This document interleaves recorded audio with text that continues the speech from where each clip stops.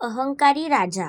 एक होता राजा. त्याला आपल्या ऐश्वर्याचा आणि राज्याचा गर्व होता. तसेच आपली शक्ती आणि रूपावरही त्याला खूप गर्व असायचा. आपल्या बुद्धीचा टेंबा मिरवायचा. युद्धात विजय मिळाला की त्याला गर्व चढायचा. आपल्या समोर तो इतरांना तुच्छ लेखत असे. कोणाच्या मुलाहिजा न बाळगता त्याचा तो अपमान करत असे. तो दुसऱ्याला कमी लेखण्याचा त्याचा प्रयत्न असायचा. या कारणामुळे लोक त्याच्यावर नाराज असायचे. त्याच्या राज्यात एक विद्वान पंडिताने त्याला वटणीवर आणायचे ठरवले. एके दिवशी तो पंडित राजाच्या दरबारात गेला आणि राजाला प्रणाम केला. राजाने त्याला प्रतिनमस्कारही केला नाही. उलट त्याने पंडिताला गर्वाने विचारले, बोला पंडित महाराज, तुम्हाला काय मदत पाहिजे? काय मागायचं असेल ते मागून घ्या. दान पाहिजे असेल तर दान घ्या, किंवा धन पाहिजे, सोने नाणे, जमीन, धान्य, जे काही मागायचे ते तुम्ही माझ्याकडून मागून घ्या. पंडितजीने राजाकडे एक वार पाहिले व तो मोठमोठ्याने हसू लागला. राजाला व दरबारातील लोकांना पंडिताच्या हसण्याचे कारण काही कळेना. हसण्याचा भर ओसरल्यावर पंडित म्हणाला, राजन, तुम्ही मला काय दान देणार? कारण तुमच्याकडे मला देण्यासारखे